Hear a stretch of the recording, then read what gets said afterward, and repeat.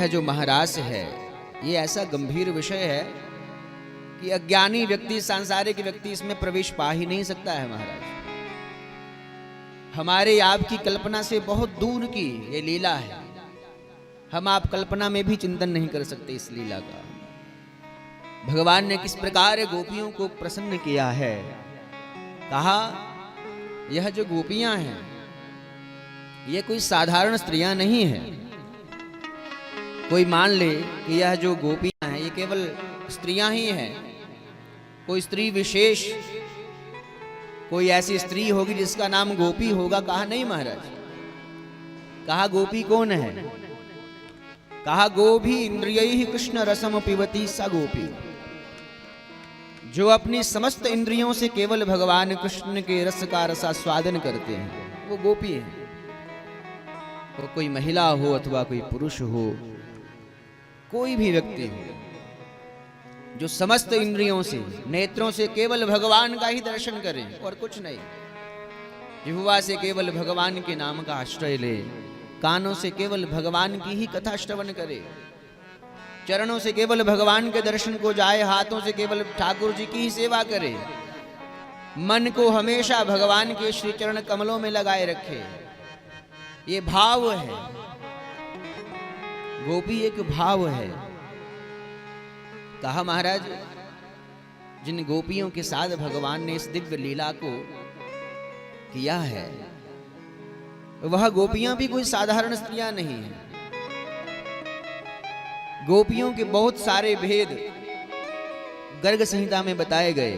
कहा महाराज वो गोपियां कौन है? कहा महाराज जितनी भी श्रुतियां हैं, जितने भी श्रुति वाक्य हैं, वो सारे सुंदर स्त्री का रूप धारण करके भगवान के समक्ष आकर के बैठ गए, गोपी बन करके बैठ गए। भगवान श्री रामावतार में जब दंडकारण्य वन में विचरण कर रहे थे, घूम रहे थे, जिन जिन ऋषियों ने, जिन जिन मुनियों ने भगवान के सुंदर स्वरूप का दर्शन किया और भगवान के सुंदर स्वरूप को देख करके जो मोहित हो गए, सबसे प्रार्थना, सबने भगवान से प्रार्थना करी कि प्रभु आप हमें पति रूप में प्राप्त हो। तो भगवान ने उन सभी को यही आशीर्वाद दिया कि दिव्य महारास में तुम सभी आना। तो दंडकारण्य के सभी वो सिद्ध संत मुनि वो सारे गोपी बन करके आए। कहा मुनि रूपा श्रुति रूपा साधन सिद्धा स्वयं सिद्धा दैत्य कन्या।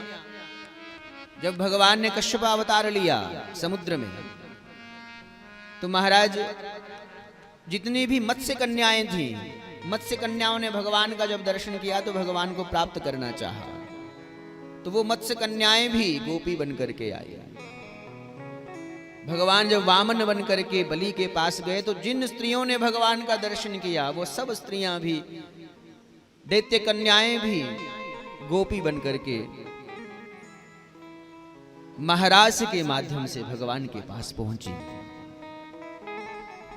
भगवान जब श्री रामावतार में जनकपुरी में विवाह के समय गए तो जिन स्त्रियों ने भगवान का दर्शन किया वो सब स्त्रियां, सभी सिद्ध, सभी ऋषि मुनि गोपी बन करके भगवान के पास आए। तो गोपियां कोई साधारण स्त्रियां नहीं है। संत कहते हैं यह महारास जो है महाराज बड़ा गंभीर विषय है।